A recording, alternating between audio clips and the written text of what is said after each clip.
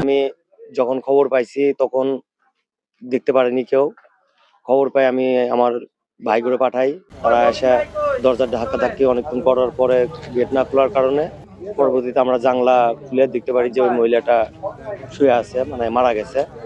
সাথে সাথে আমরা প্রশাসনকে খবর দিই, জনপ্রতিনিধিকেও খবর দিই। খবর দেওয়ার পরে তারা এসে, আপনারাও নিজেরাও আইলেন, এসে দেখলেন মারা গেছে। ভিতর থেকে গেট লাগান ছিল, ভিতরে ঢোকার মতন কোনো অপশন আমাদের দেখা মতে ছিল না। তার কেউ বলতেছে 5-6 দিন আগে, কেউ বলতেছে 4-5 মাস আগে বিচ্ছেদ হয়েছে, এই অবস্থা হয়ে আছে।